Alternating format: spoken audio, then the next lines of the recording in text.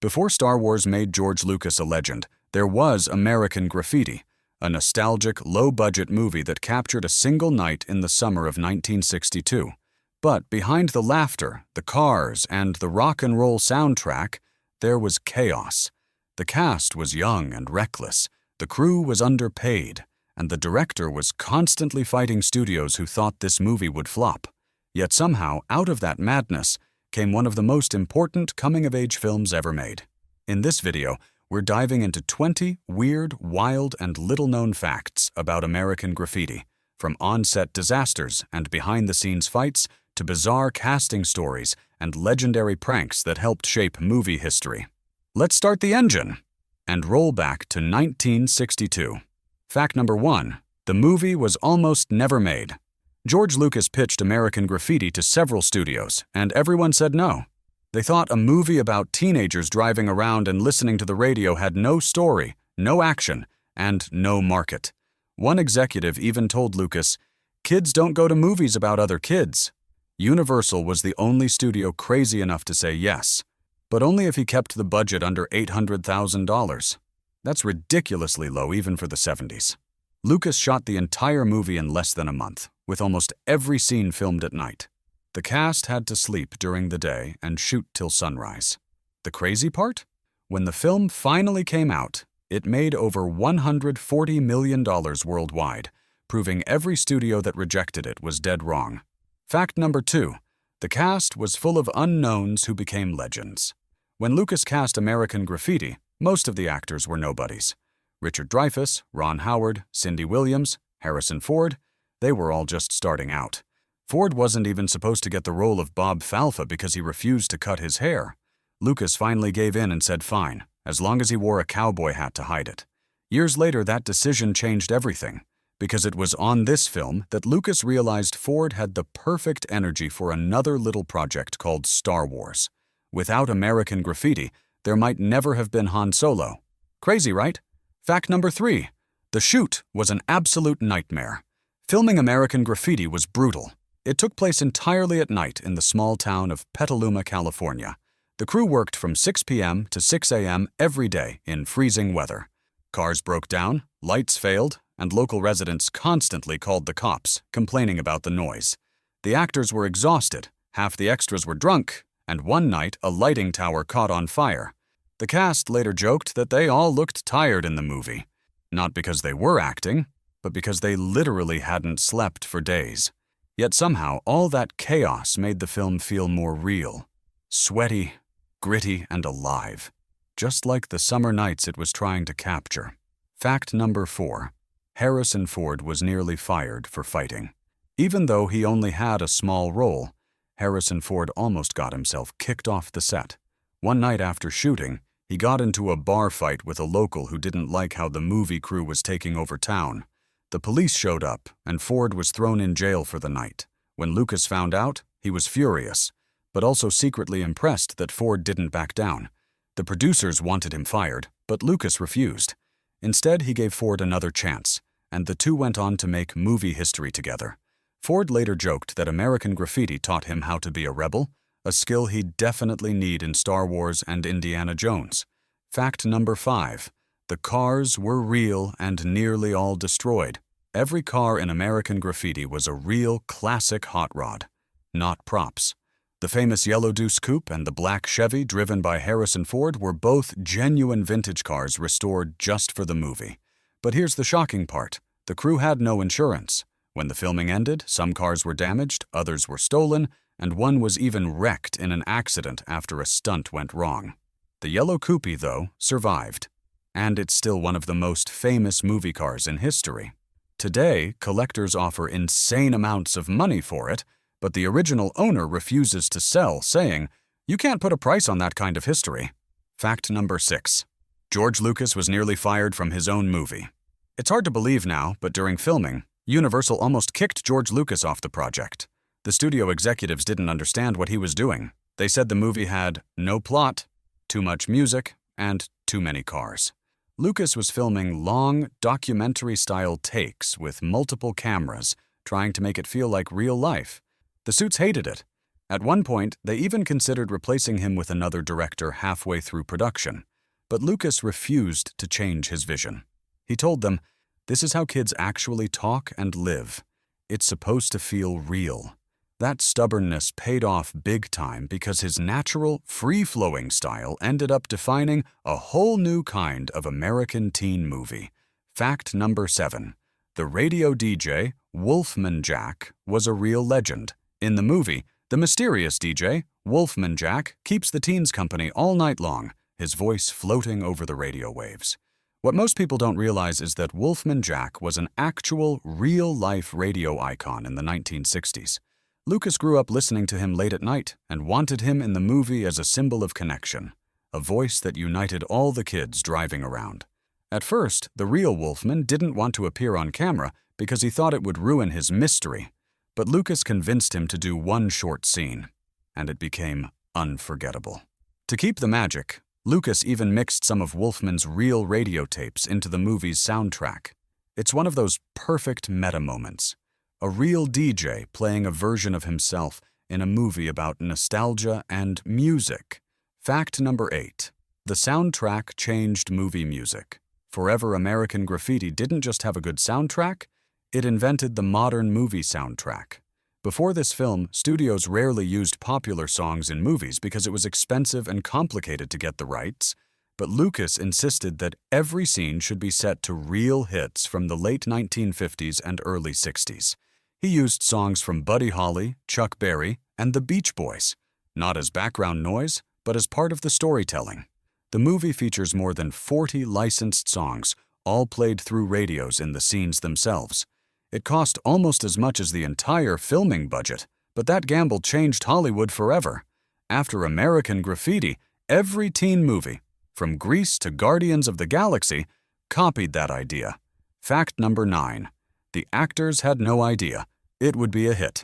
When the cast wrapped filming, most of them thought they had just wasted a summer. The movie was small, weirdly shot, and didn't seem to have a clear plot.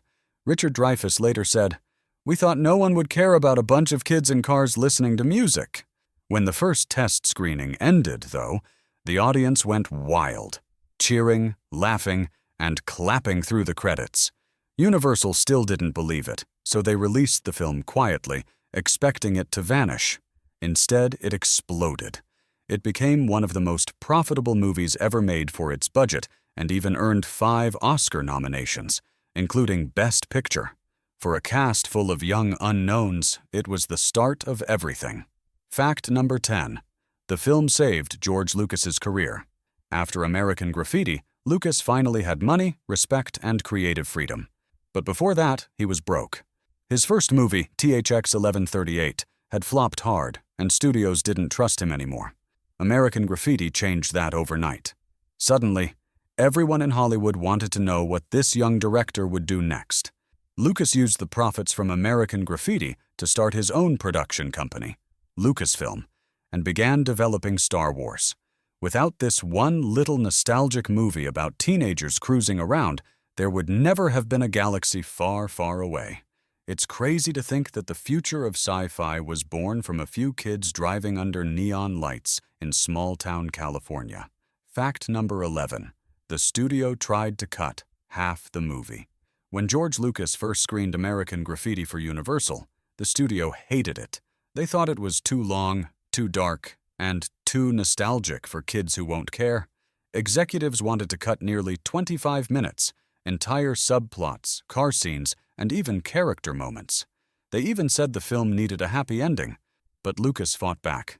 He believed the story's beauty came from its realism, how everyone's night ended differently. One got the girl, one left town, one stayed stuck.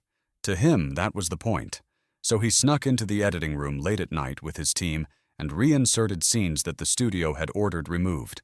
Eventually, after a test screening went phenomenally well, Universal backed down. Lucas's original cut, the one he fought to save, is the version we all know today. Fact number 12. The actors weren't just acting, they were actually living it. Most of the cast were real 20-somethings who had never been on a major film set before. They were wild, curious, and sometimes downright reckless. Between takes, they actually cruised around town in their movie cars, blasting music, and picking up food at local diners. Just like their characters. The locals didn't even realize a film was being made at first. Richard Dreyfuss said, "We weren't pretending to be teenagers. We became them." The line between acting and reality blurred completely. Some nights, the crew would find actors half asleep in their cars, parked exactly where they were supposed to film next. Lucas loved it. He said that chaotic energy gave the movie its soul. Fact number 13. One actor broke the law during filming. The actor Paul Le Mat, who played the tough street racer John Milner, was known for being a bit too intense, both on screen and off. During one night of shooting, he actually got into a real street race with a local hot rod driver who thought the movie cars were fake. The police caught them, but Le Mat somehow convinced them it was part of the movie. Lucas wasn't happy when he found out, but he secretly admired the commitment. It got so wild that the crew started keeping actual cops nearby just in case things got out of hand. Ironically, that spontaneous trouble added to Milner's image, a man who lived for speed and never followed rules. Fact number 14. The cars became cultural icons, but the crew couldn't afford them. Those gleaming muscle cars in American Graffiti are unforgettable. The yellow Deuce Coupe, the black Chevy, the white Thunderbird. But here's the twist. Almost none of them belonged to the studio. Lucas couldn't afford real movie cars, so he borrowed them from local hot rod enthusiasts. Some of the owners didn't even know their vehicles were being used in a Hollywood film. They just lent them for a local project. The crew had to be extremely careful. One small scratch could mean huge costs. After filming, some owners were shocked to see their cars immortalized on the big screen.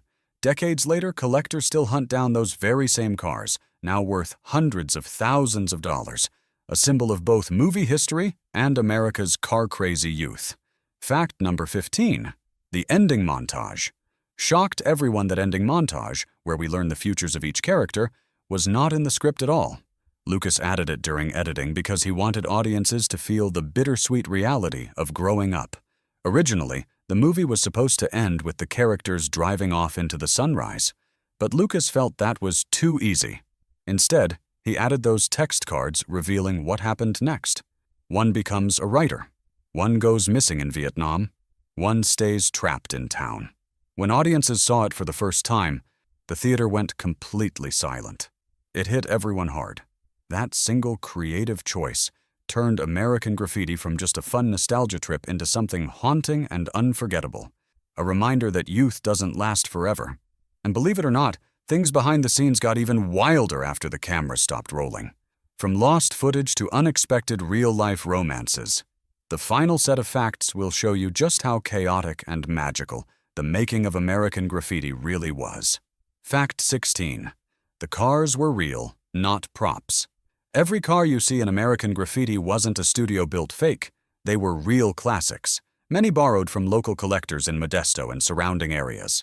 George Lucas wanted the film to feel like a time capsule of 1962, and that meant using actual vehicles people could relate to. Some of these cars, like John Milner's iconic yellow 32 Ford Coupe, became so famous they later appeared at car shows across the country. A few owners even refused to sell after filming because the cars had movie magic on them. One of the hot rods was actually rebuilt years later to look exactly like it did in the movie, down to the tiniest scratch. That's how deep the love for this film runs among car enthusiasts. Fact 17. The actors barely slept. Shooting a movie that takes place entirely over one night meant the cast and crew had to stay awake from sunset to sunrise for almost a month. It was physically exhausting. Actors like Ron Howard and Cindy Williams would start work at 6 p.m. and shoot until 6 a.m. every day. By week 2, everyone was running on caffeine and adrenaline. George Lucas often slept in his car between scenes. Paul Le Mat, who played Milner, said everyone became slightly delirious, laughing at nothing, forgetting lines, or nodding off mid-scene. But that late-night energy gave the movie its raw, dreamy feel. You can almost sense that sleep-deprived chaos on screen, like the night never really ends. Fact 18. The music rights. Nearly killed the movie American Graffiti lives and breathes through its soundtrack. 41 songs that perfectly capture the mood of 1962. But those tracks nearly stopped the movie from being made. Music rights were incredibly expensive, especially for a low-budget production. Lucas insisted on using the original recordings. No cover versions, no fakes. It took Universal Studios months to secure them all. Even then, Lucas had to personally convince artists like Buddy Holly's estate to allow their music in the film. The soundtrack became a bestseller on its own, earning more money than some entire movies that year. In many ways, it was one of the first films to treat rock and roll as a storytelling tool, not background noise. Fact 19. The ending was added. Last minute. You know those title cards at the end that reveal what happens to each character? Those weren't in the original plan. Test audiences loved the movie but said they needed closure. What happened after that long, crazy night? So Lucas added those cards during post-production. They're simple, but haunting. The reveal that one character dies in Vietnam shocked audiences, grounding the movie's nostalgia in painful realism. It reminded everyone that the innocence of the early 60s was already fading. The war, social unrest, and cultural change were all about to crash in. Without that ending, American Graffiti might have just been a fun memory. With it, it became bittersweet history. Fact 20. It paved the way for Star Wars. It's hard to imagine, but American Graffiti is the reason Star Wars exists. After the film's massive success, George Lucas suddenly had credibility in Hollywood. Universal didn't believe in his space movie, but after Graffiti made over $100 million on a tiny budget, 20th Century Fox decided to take a risk. Lucas even used some of the profits to start developing his sci-fi vision. And just like that, a movie about teenagers cruising in the 1960s became the launchpad for one of the biggest franchises in history. Without American Graffiti, there would be no Millennium Falcon, no Luke Skywalker, and maybe no golden era of modern cinema at all. American Graffiti wasn't just a nostalgic look back. It was a love letter to youth, freedom, and the fleeting nights that define who we are. Every laugh, every car engine, every radio song echoes like a memory you almost forgot. It launched careers, changed cinema, and inspired generations to look back at where they came from. If these facts made you feel like cruising under neon lights again, make sure you hit subscribe, because the next deep dive might just take you somewhere even more surprising. Until then, keep the radio loud, the windows down, and the night alive.